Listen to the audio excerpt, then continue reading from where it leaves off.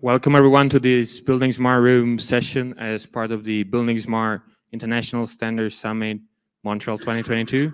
Thank you for joining. My name is Evandro and I will be your moderator for today. Today's session is titled Validation Service Workshop, Bring Your Own Laptop, an IFC file. Not only from the people at home, but also for the one in the room. Our speakers today is Johan, and as I said, I'll help moderating. This session is scheduled to last 90 minutes. With a short Q&A at the end, probably with a big Q&A. This session is being recorded and will be made available in the replay session of the event as soon as possible. Also to bring to your attention that buildingSMART is committed to ensuring that participation in the development of standards is unrestricted. The processes and their adoption is transparent. Standards are developed, do not favor any particular provider, and are open, not binding, and accessible to all. Please take note of our antitrust code of conduct. Now, with that said, I think I'll hand over to Johan. Okay, so hello everyone, thanks for being here. Thank you for the introduction.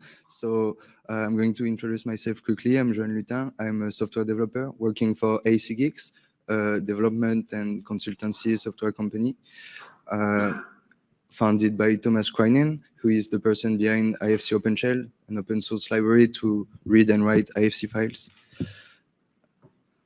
And today I will present the validation service. So it is a neutral, transparent checking of an IFC file to validate the file against the IFC syntax, the IFC schema, the bSDD consistency, and currently in development, some rules that are part of implementer agreements and information propositions. Also, the validation service provides the presentation of the validation status and the checking results into a report. So I will start by presenting the tool, and after that I will make some demonstration, and I hope you have your laptop here or at home and you can try the tool, upload your files, and hopefully there won't be too much bugs, but also that's really helpful to have some real data to improve the tools. So quickly, the tech stack we're using Docker containers orchestrated with Docker Compose, and also Flask Python, which is a Python library for the server. We use Redis as an orchestration tool for the task, each task being a check, which is done on an IFC file. For the syntax check, we use Lark, so it's a library to parse a file against a specific grammar, and Cucumber for the Gherkin rules. So those are what I will present last, the Gherkin rules, which are human interpretable rules that we can translate into Python code and run some check with it. And finally, everything is based on the IFC pipeline, which is an open source library to deploy application related to IFC. I will present the workflow after this, and the IFC OpenShell Python library. So how it works, this is the workflow. So the user uploads some file on the front end, on Flask, and then this front-end service, which is hosted on a Docker container, is putting the task sequentially, and Redis is supplying the task to the worker, and then the worker is executing some of the checks. So you can see the check on the right, blue boxes, and all the results of the checks are stored in a database. So we store model information, user information, of course, the validation tasks, and the result for each of the checks. To access the application, you need your BSI identification. Okay, so which checks are available? So the first one is the IFC syntax, checking that the IFC file that you upload is complies with the step ISO grammar. So for this, we use Lark, and we record error message. So that means we are just parsing a file, and if it goes through, that means it's valid. There is no error in the parsing. There is no grammar error. And if it's not, we record the error message, and you'll be able to, the user is able to see it in the report. A little example of how it can fail. Maybe someone in the room knows why it fails. This IFC person instance. Okay, there is 2 commas, so it's not valid. Can you see it? Okay, it's an example of a rule that is not respected, so the file is invalid regarding to the syntax. Then once we have validated the step syntax, we have to validate against the schema. And basically, we're answering the following questions. Does the entities exist in the schema? Can they be instantiated? Do they have the correct number of attributes? Are the attributes of correct type and cardinality? Another example of failure for this IFC classification instance. It's a bit harder. So the third attribute, it's a date. Currently, you can see it's a string, but it should be an IFC date or calendar date. So it fails regarding the schema. Now the bSDD consistency, I will present it in the next slides more in detail. And for the last 2 checks, you can go to the links and see what it is about. I will also give more details about it in the next slide. So the buildingSMART data dictionary check procedure, what we do is that we retrieve the IFC classification reference. We look at the location attribute, so we can get the URI, and we call the bSDD API with this URI to get the requirements from the classification object in the bSDD. And finally, we extract information and produce an output of this checking procedure. So first, we just take all the IFC rel associates classification instances, and from these objects, we can get the related classification. Thanks to this classification reference, so we use the related classification attribute to get the IFC classification reference, and from the location attribute of this IFC classification reference, we can call this the bSDD API and find the classification properties, the requirements within the classification properties. And we can access the instances through the related objects attribute of the IFC rel associates classification. So those are the constraints imposed by bSDD on a model and on instances. So this is directly from the bSDD API. We're checking currently that the properties have correct data type and predefined value. So we use this property set and then property name to get to the property into the IFC file. And then we just compare with what we have between the instance, the property of the instance, and the requirements of the bSDD. There are special cases, though. Sometimes there are no classification in the file, no URI or invalid URI, so that means we cannot access the classification in the bSDD.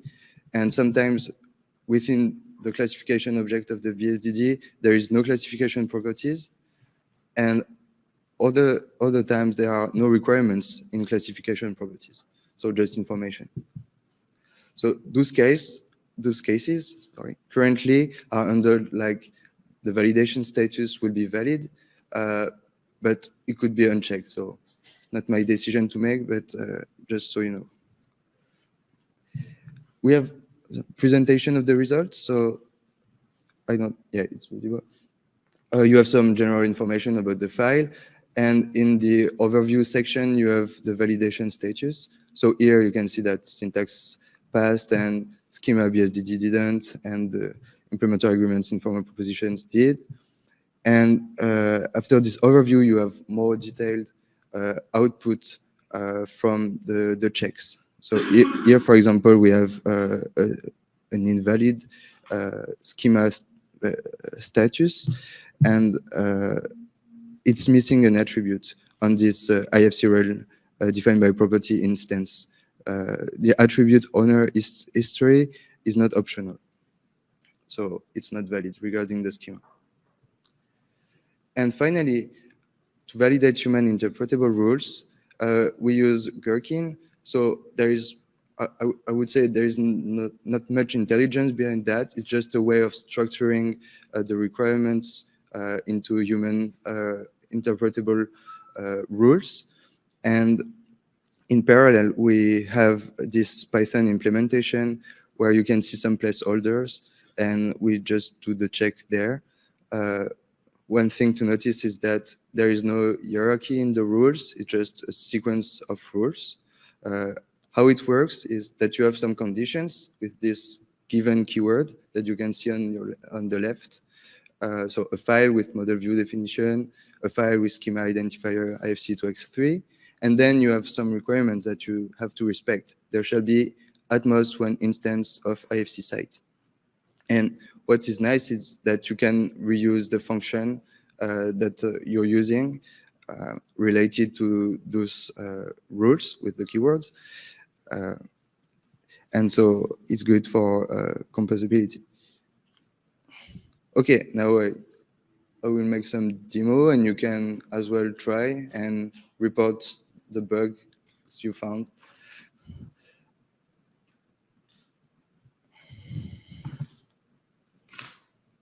Any questions so far before we get into the demo?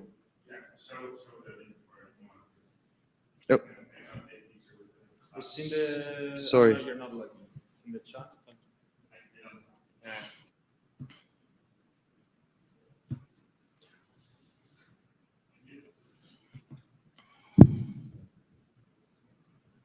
Okay, so this is the interface. After logging in with my BSI credential, this is the app. So it's a beta version, and I can just start to upload some files. And I can also upload some files from the dashboard. And here you can see some of the files I have already uploaded. So what you can see in the dashboard, it's quite obvious. The validation status of the syntax, schema, bSDD, and the two last checks. So let's find some examples. You can also download the file and delete the report. So this is the report. As I was saying, you have general information about the file you uploaded, the overview of the validation statuses. Here it's a message error you get for one example of invalid instance during that was encountered during the schema check, and the bSDD report. Okay, you can not see much there. The idea was to make something as explicit as possible. So you have a hierarchical view of your classification, which is part of a domain, and which concerns an instance in the file, and you have some requirement associated to this classification. Here, there is no requirement, but for the purpose of displaying and knowing which instance is classified, we just display it for the IFC entity type. Sorry. So let's go back to the dashboard and see other examples. Okay, there's this one.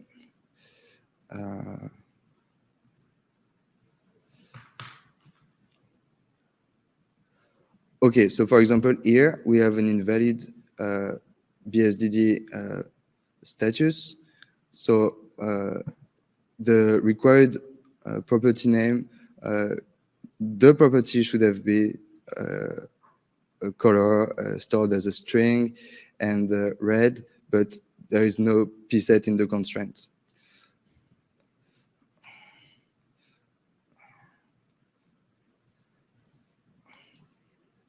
And this is another file. So here you can see this hierarchical view. and there was no classification. There was no requirements on this classification, but you can still see the instances that are classified with this hierarchical view. And for the informal propositions, you can see the error messages. So every edge shall be referenced exactly 2 times, and you know on which instance it fails.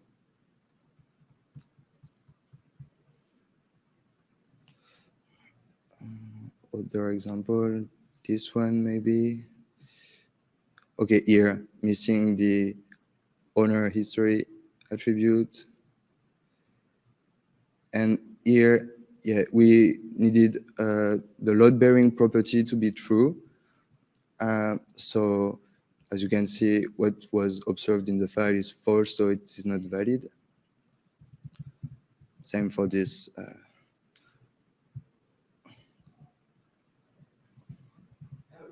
Other instance. Yeah. Could you run this against the certification for IFC4 or even the old IFC2?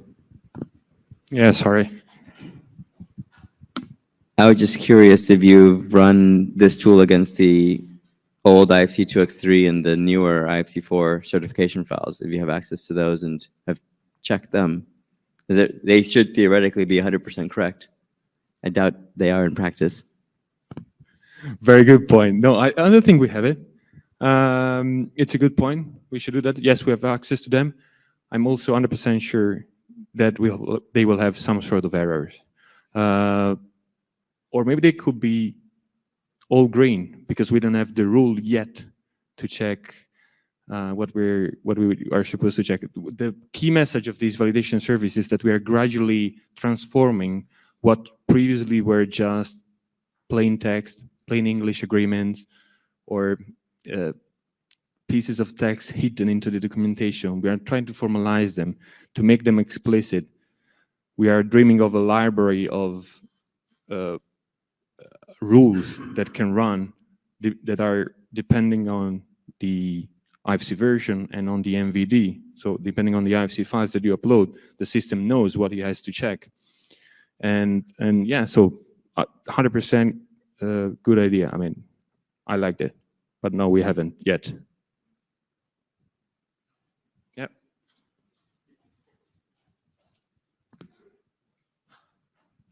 Thank you.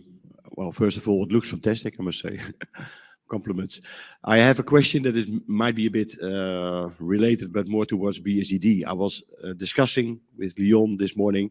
I tried to find out these days, how is the bSDD currently defined and related to the data template stuff? So the 86 and the 87 standard, the 12063, etc. And he says, oh no, that's all related. Yeah, if you have the ID of the property you want to check from bSDD, you can go there. And now my question here is, in your validation service for bSDD, do you only use, in the end, the JSON schema controlled stuff from bSDD via the API? Or is there also some use of this attributes for properties like in the 86 standard? Like the metadata of these properties that is connected? Or is there any link to 12063 that is needed there? Personally, I feel, well, there is no need. You know everything from the JSON schema, and that's what you check. But is there any link there? I hope I'm clear. I'll try to see if I get it. So probably Johan can go in details, but what the current, and correct me if I'm wrong, what the current bSDD validation does is, when receiving a file, first checks the file if the file is referencing any bSDD domain, because the source for these kind of checks is the domain of the bSDD. So it has to be something on bSDD, like an NLSFB domain or my domain, railway domain. Okay, so any domain. So as soon as it gets this information, it starts to make a comparison between what it finds in the file and what is available on bSDD. And I think it goes into a hierarchical level, you know, classification reference, then properties, then materials, but probably Johan can really answer better. It really needs the URI of your classification.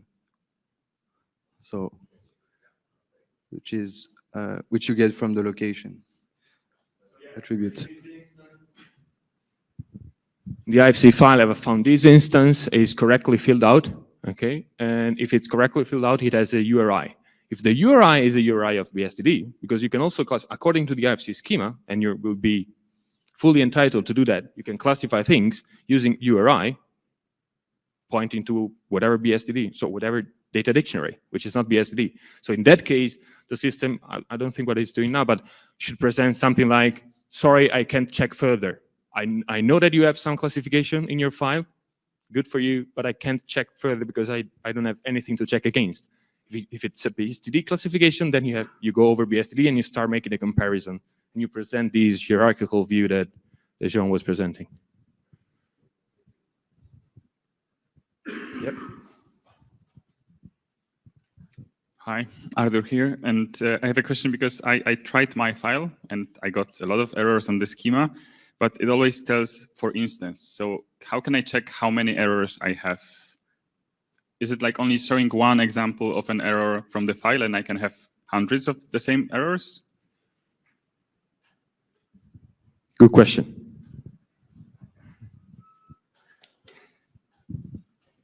Yes, unfortunately, sorry. Unfortunately, for now, you only have like the sequence of all your errors. So yeah, there's a trade-off to be made between explicit results, something very granular, you can really see where it fails, and something that it's still readable. So yeah, good. In red? Yes, it does. It's supposed to. Yeah, I think it's for the instance number, that is the, so yeah, but it could also be a feature request to have a total of the errors. I don't know. At the moment, you just get a bunch of lines that are red, which are all the error on the instance level that you get in your file.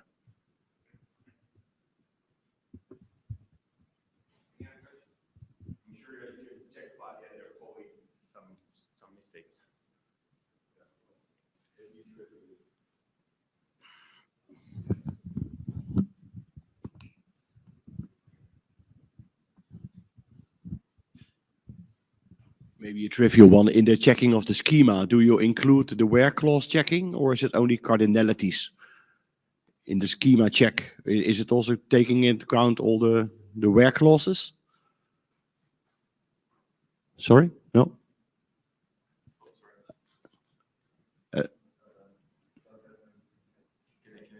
Yeah. Otherwise, people online cannot hear. You know, this is Greg's favorite question, I guess. I think your answer is not yet.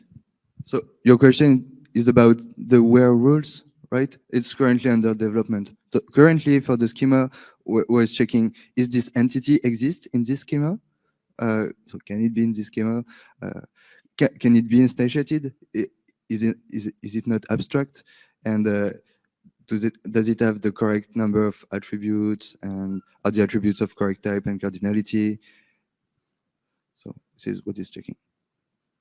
I think I was discussing this with Greg right before this session.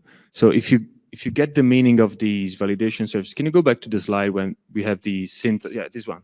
Oh yeah, sorry, we're already here. So the idea is that these two things, implementers agreement, informal proposition, constant template, general usage, use the word that you want. So let's group them as further constraints on top of the schema. Okay. So for all these things, we are trying to use and to leverage the the Gherkin technology. The schema is checked. The code for checking the schema is inside IFC OpenShell. So there is a function .validate that is parsing your file and doing the validation, which is the one that now it's been, let's say, working on, and we're going to extend to check where rules. But you can argue that you could potentially write where rules checking using this kind of technology below. So there's nothing prevent us. So if you think about this validation service as, if you think in it in modules, okay, you can add your where rules checking either into the first module, the validation, the schema part, or you can add them in the lower part, the Gherkin part. Probably the second option is more future-proof. If we ever let's say, leave the express syntax, we can always fine-tune the implementation of the Gherkin rule to adapt to whatever data language we will use.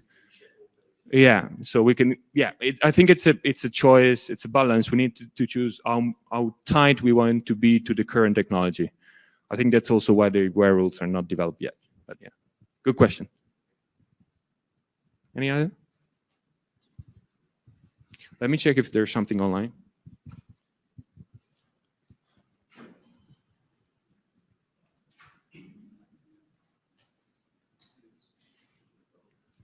I don't see anything online. Anything else to report regarding the results you get in your reports for the one who uploaded? I will call out your names. Yeah, the errors that I'm getting from my files are mostly syntax related with slashes. I'm trying to figure out. But however, it seems like the validation stops at the first syntax error and it doesn't continue. I don't know if, in this case, sounds like minor enough that maybe it could continue and check for schema and other things. You can also work to this one, eh? But I know you like see me running through the room, but So you probably have syntax errors. And so IFC OpenShell is unable to parse the file because there are errors. So that's probably, I need to check the logs in more details, but that's probably why it doesn't go through. So the file is invalid at the first level. anything else? Otherwise, I'll ask question to the audience because we would really appreciate any feature requests on these. So if you, first of all, if you grasp the whole concept, if that let's say the generic idea, if that's clear, if you need further specification on that, and then we would like to learn feature requests or ideas. Angel one was very good. So this is Greg Schleusner. Do I have this right that IDS is on the roadmap, or is that not part of what you guys are trying to do? Thank you for that. That's your second most favorite question. No, it's not, for a specific reason. This service has been demanded by vendors to have a clear third party, in this case BSI party, compliance on the IFC file, independently from the project. So yesterday we had a couple of sessions on IDS, and the thing that probably we should improve in communication and at least try to explain to people is that there are certain constraints and certain rules that applies to the IFC file independently from the project, the organization, and anything. You can give me your file, I can check it independently without knowing anything about your project.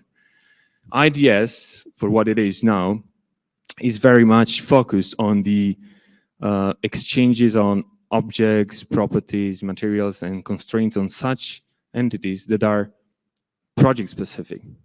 So if you hand over the IFC file, I need to know your project requirements to do further checking. And the first part, the first that I mentioned, it has been demanded by vendors because it's really preventing interoperability. Checking IDS, it's something that buildingSMART don't want to step into because it will be competing actually with the vendors in our community. I don't know if these answer the question. So in short, no, IDS, it's not on the roadmap of these kind of service because vendors would like to implement themselves. Yeah. But you can do it with IFC OpenShell. You can, if you upload your IDS file, it will check the syntax and everything, and you can validate your IFC against the IDS already. Yeah.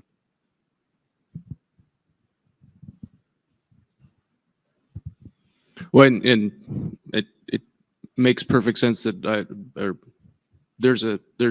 can understand why buildingSMART doesn't want to do that, but this is open source. It's available on GitHub, so people could also take this and do anything they want with it as well on top of that. So that's a key point there.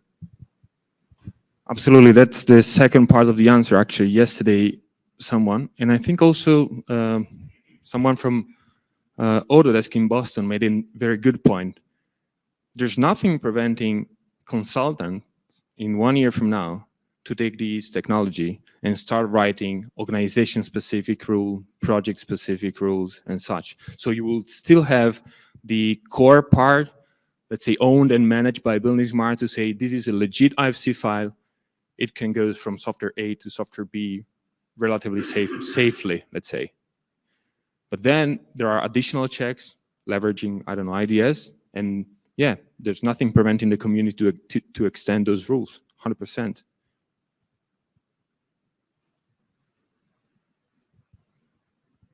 Any other comment, feedback? Yeah. Just double checking my understanding long term. So this is right now built for humans to upload files, validate them. Is this going to expose, APIs for vendors to do it programmatically, like validate things on the fly, or do they need to, as you just said, probably clone the repository and do things on their own? At the moment, that's the quickest option. OPI could be, at the moment, it's not in the roadmap, but could well be. So yeah, I'll add your +1 to the feature request. But yes, I get the point. Also, some users have trouble uploading the files. So at the moment, the workaround is that they clone the repository, they do the checks on their own machine. There's nothing preventing this. Some railway, some railway stakeholders also have the same issue. They're not sure how many files they can publish. So they're probably going to run it internally in their own IT department. As soon as they provide feedback, it's fine. We can improve the technology.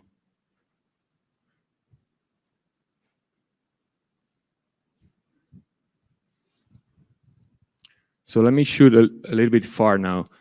So another, let's say, activity currently ongoing on buildingSMART is the IFC 4.x implementers forum, which is a fancy name to group the vendors that are implementing IFC 4.3 and finding agreements and consensus on the implementation. This is very much related to the alignment-based reference view discussion. So ideally, the core part of the current MVD can be described using Gherkin rules. So instead of having, let's say, agreements and informal propositions and concept templates and general usages overriding the concept template, which is the case at the moment, it will be a set of rules that applies to a certain MVD that actually define the MVD and to a certain version. So at the moment in this effort, in this implementers forum, we are trying to find agreements. For example, IFC alignment should be contained in IFC site. This is written nowhere. But if you don't do that, you will never be able to exchange a file with a receiving vendor. So all these kind of things will be captured using Gherkin rules and will define the alignment-based reference view. So that's the idea. I don't know if this is shocking anyone.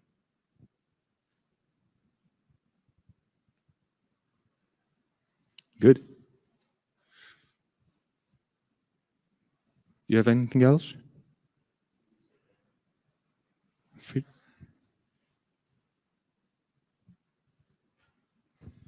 What's the current coverage in terms of sort of percentage at each level? I'm assuming the IFC syntax is 100% covered, but like implementer agreements, I saw there's a couple in the repo.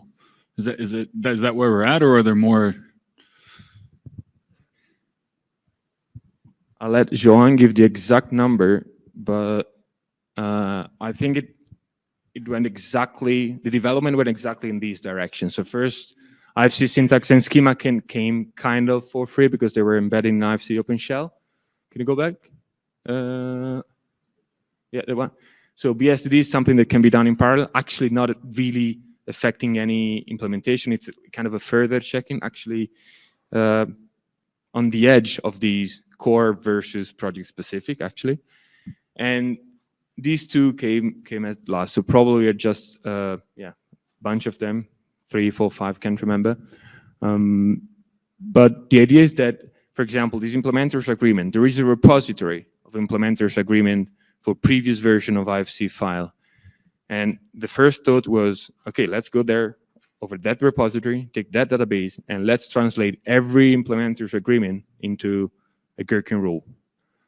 Well, if you do that and you browse those implementers agreement, you'll find that some of them are probably not even applicable these days, or they have been made in some meeting in Lithuania 10 years ago among 6 peoples, and not really everyone is implementing them. So we are, at the moment, we are cherry picking these agreements and focusing on IFC for the tree. But I don't know how many are available at the moment. Don't know the exact number, but as you said, like 3 or 4, just like it's currently in development. But you can use the open source repository and add your own rules. The other piece of information is that buildingSMART projects are actually enriching these. So railway and tunnel and probably also bridge will create implementers agreements or further constraints on top of the schema. So at the moment, railway is in the other room. They're making a project in which they will define their requirements for specific use cases. And out of those requirements will come out rules which apply to project-specific or national-specific case. Those are not interested for this. But if they come out with rules like every IFC alignment should have a horizontal component, one and only. Optionally, one vertical component. Optionally, one canned super elevation component. This is a kind of rule that actually it's not existing at the moment. But if you don't encode it in Gherkin, there's no IFC for the tray. So some rules are really, I wouldn't say domain specific, but we need domain knowledge to capture those rules, okay?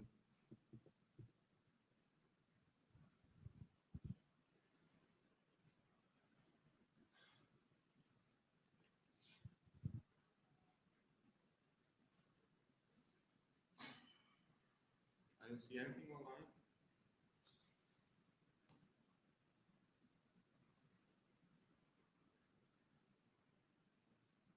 I would say how to get in touch. There is an email, right? Can you show the email? Validation, do you have it somewhere? The validate at, yeah. So if you have, is that one?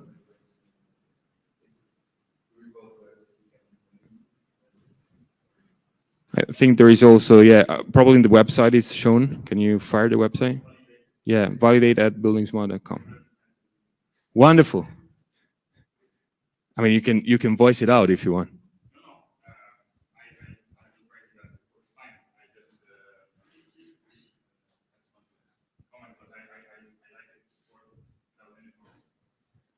Okay, so this is probably the second time that we are presenting this. It's a very brand new initiative. We presented the first time in Boston.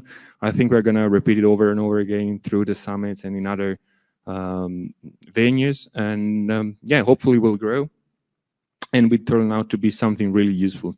Someone in Boston said, I bet that in the future, this will be embedded in contracts. Like your IFC file, before submitted to the owner, shall pass at least the core part of these kind of checks. Because there is the BSI brand behind that. So there is buildingSMART guaranteeing that there is a minimal set of rules that it has to pass to be a valid IFC for the tree NVD alignment-based reference view file. Have you thought about, I won't ask if you have it because obviously, like you said, it's brand new, but have you thought about a mechanism for producing like a certification statement? It's like, we have this file, this is the MD5 of the file, and it passes this, that then someone can attach in a submittal to an owner, says, hey, here's the report, and the owner can just double check that it's the same file and all that. Because, you know, yeah, I mean, we have the reports here, but in terms of what's needed so that it can then be communicated to others? No, I think it's a good feature request. Just this morning, something came into my mailbox as simple as, can I export a PDF of validation service to hand it over to my software provider to show him what actually is wrong? So probably the PDF Save as PDF. Yeah, exactly. So probably the PDF is the, let's say, low-level technology, but something with a sort of a statement and a stamp is a very good idea. Yes, potentially.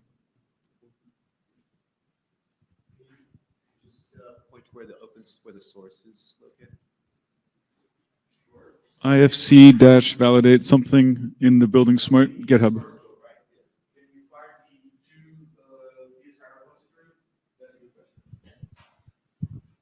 That's a very good question, because you can conceive these surveys in two parts. There is a, let's say, front end, back end, user experience part, and then there is the content, which are the rules. Okay, and these are two different repositories that goes in parallel. Yeah. So one is the let's say managed and owned by buildingSMART, the user interface and the back end. Oh yeah, if you want, you can do a, you can give it a try and do a better interface. But then there is the so one is buildingSMART / IFC Gherkin rules. So those are the rules, the content. This is actually the repository that the Railway Room and all the other BSI projects are branching to make their own version. And then there is another one, which is buildingSMART / validate. No, can you go to the BSI one? Yeah, exactly, this one. So this one contains also the bSDD checks also. Those are embedded here. So in this repository, you have a folder with the checks, and you have here some models for the Gherkin rules. So it's another open source repository. There. And the same for the syntax check. So the step file parser, where you can find the grammar, the step ISO step grammar. So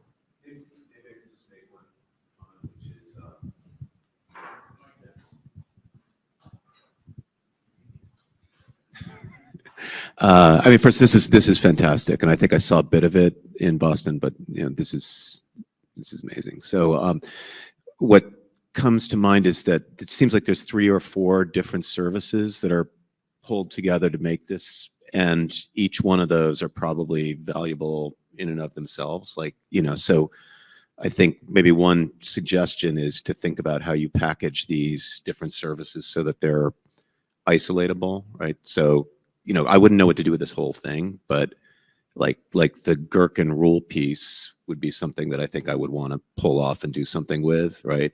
And it sounds like that's preconditioned by these other pieces like the IFC parser and stuff like that that I probably don't want to touch, but I need it to work, right? So maybe just thinking about how you architect this. So, and it strikes me that each of those should probably be their own individual web services that get packaged in a Docker kind of, you know, a Docker container so that you can deploy those, and then somehow they come together. I mean, I'm suggesting a bunch of more overhead, but I think it'd be really powerful to think about how you build it so that they, you know, the individual pieces are usable. This makes a lot of sense. Also, think about let's do some improvisation. Maybe I have one slide showing that. So Railway Room and all the others need to exploit and extend these. And as you say, they don't want to deal with the, let's say, those part of the rules that are the enabler of these Gherkin rules, so the syntax and schema. So they would be interested only in one module. So maybe I have a slide showing the current setup, which is not yet what you're suggesting, but I think very close. Let me see if I can share a presentation.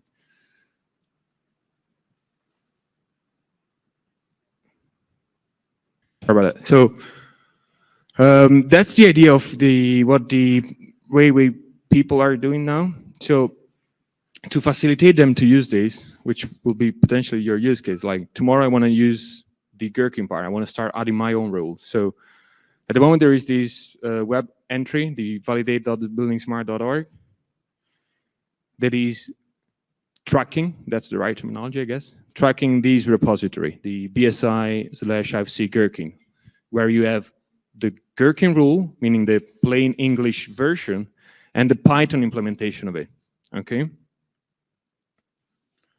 Plus, there is the BSI validate, which is the rest of the validation service code, the one that you don't want to deal with in the case of Rail.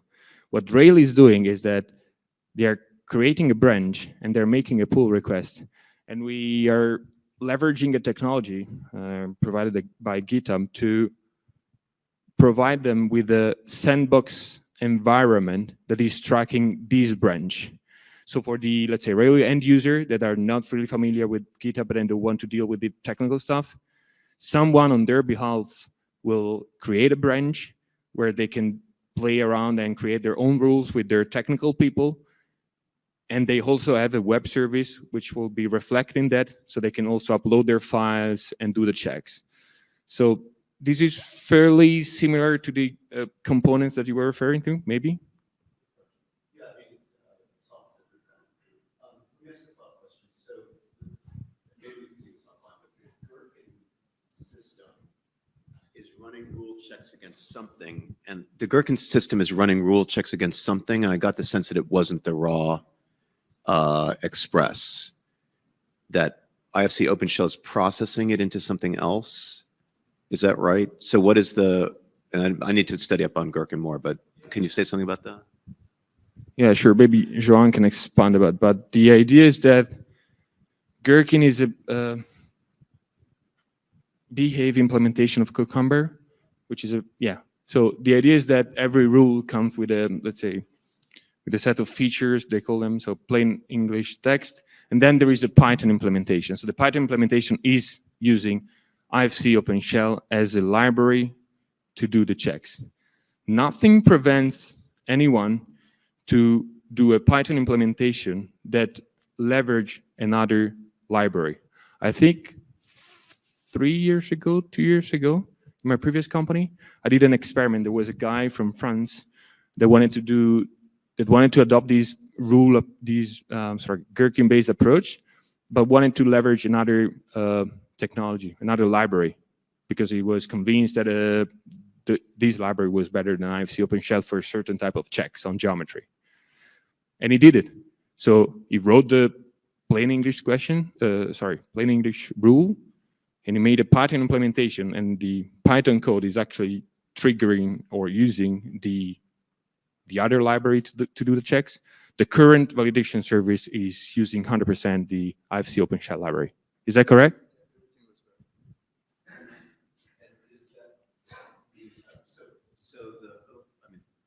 There's a lot to OpenShell, and one of the things I understand is it's got a runtime, and basically you can query for or you run it against an IFC file, you get a bunch of objects in memory that I guess are Python objects, and so you're running the rules against really sort of IFC objects that are in memory. Is that how it's working?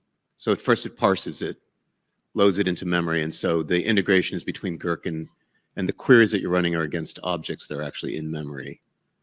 Okay, got it. Okay, thank you. Two quick questions. Is the Python auto-generated from the Gherkin, or you create the two to basically, the Gherkin is documentation on the Python? Very good question. There is a, so quick answer, no, it's not auto-generated. And actually, this is the greatest burden at the moment. This is a simplified version of the setup for the railway people. Actually, if you go into these IFC Gherkin rules, you will find that there are a couple of folders more, which are tests. Because what we are providing the railway people, and actually we are providing the community, is more of a lightweight procedure to add rules.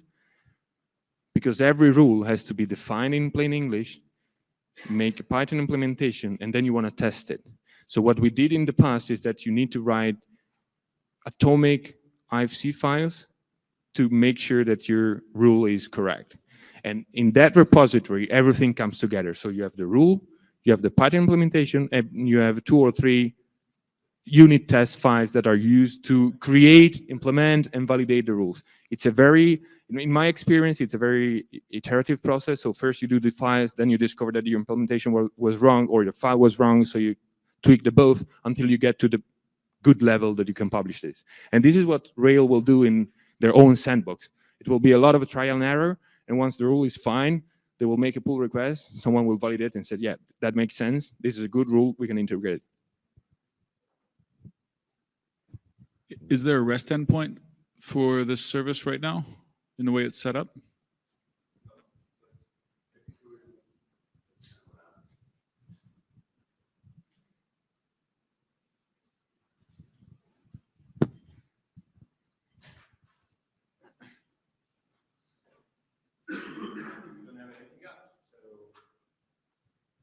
have a big coffee break. Or, and this is very dangerous, give the stage to Greg for any discussion on or follow up on yesterday's discussion.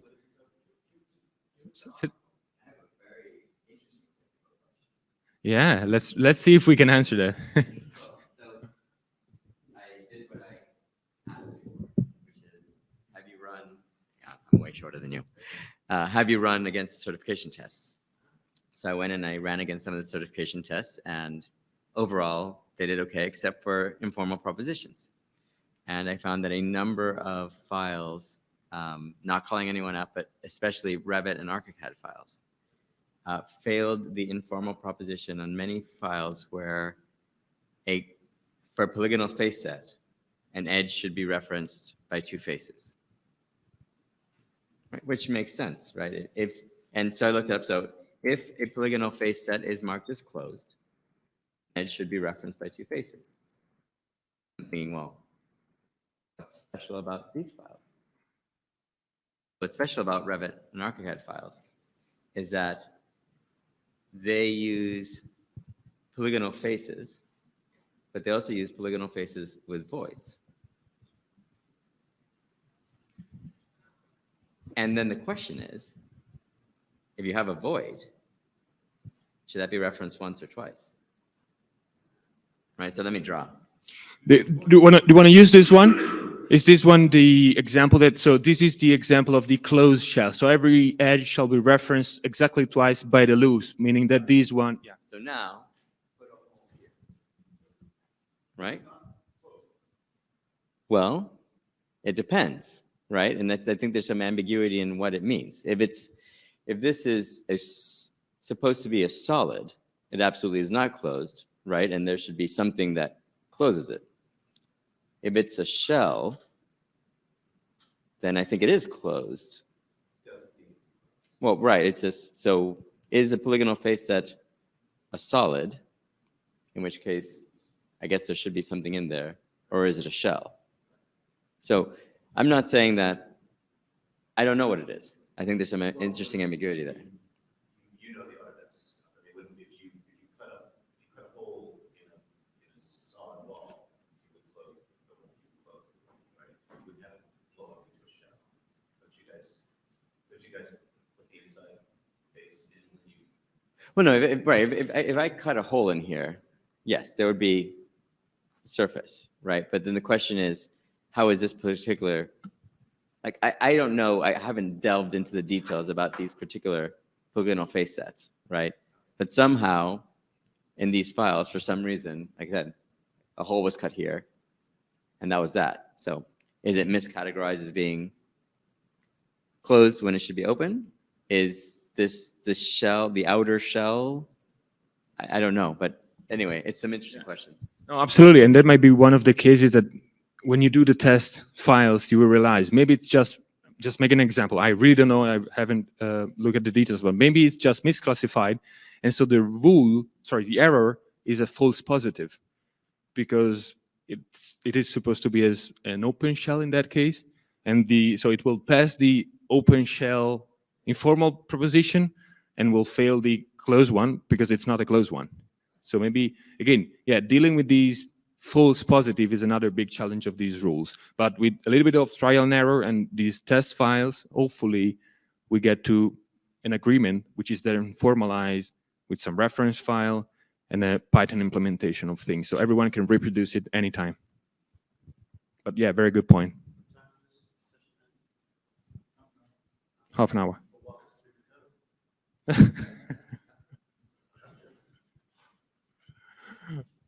Online? I don't see anyone online. Yeah. It's up to you. I mean, I think that was all from our side. I mean, I'm not saying show us every line. Yeah. I mean, let's go off record.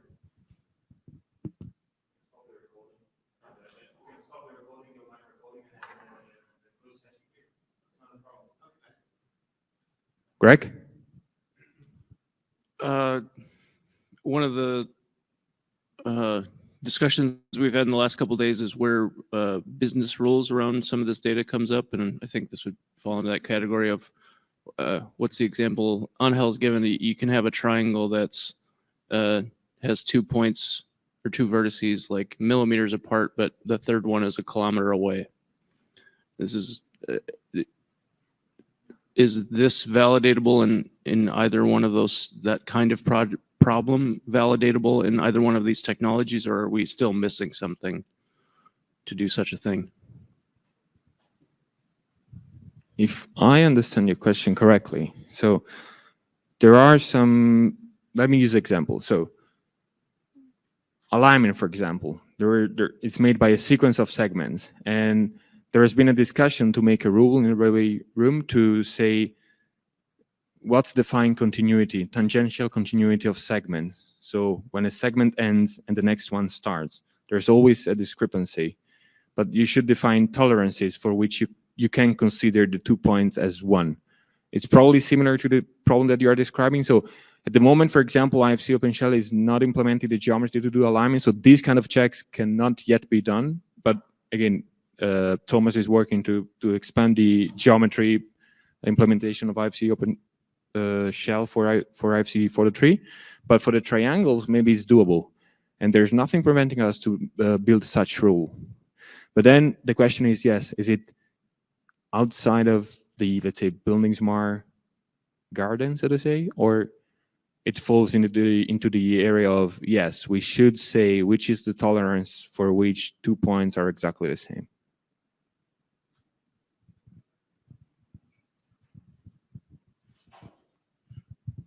Well, at least from like the triangle example, at least from the way, and Angel can add to this, but the way he's described it is you have to make a rule to determine it would be valuable to do such a thing from the buildingSMART perspective, because not all software can handle those conditions, and so you sort of it'd be much better to have them written down versus arbitrarily. Because there's a in the last 3 months, somebody probably was complaining quite loudly about this exact same issue. They said, the file is valid, but the software couldn't import it, and it was this specific kind of issue. And to me, that's if that's cause of a lot of the problems, then yeah, yeah, I get it. It's fine. If that's the mission of these services, actually preventing this scenario.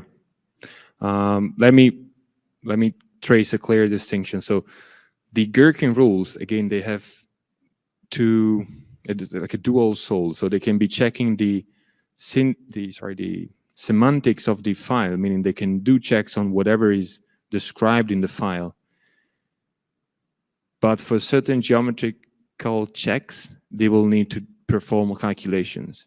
And you can always argue that who checks the checker, because in this case is IFC OpenShell engine performing the calculation till the 10th decimal value and saying something about those 2 points. So there is a clear line behind which we are safe to say, okay, these checks are ubiquitous, they independently from the library, and some other checks that are usually related to geometry really much depends on the library. And I think that the path here is that buildingSMART take responsibility. I don't want to use the term canonical implementation or reference implementation, but I think de facto will be the reference one used to do that type of checks. Maybe it's not perfect, but that's the idea. I think I can give you back half an hour of your day. Yeah, absolutely. Get in touch with Johan and our email. It's fine. Thank you, everyone. Thank you, everyone online, for joining and not asking questions. Looking forward to see you in the next buildingSMART session. Bye-bye.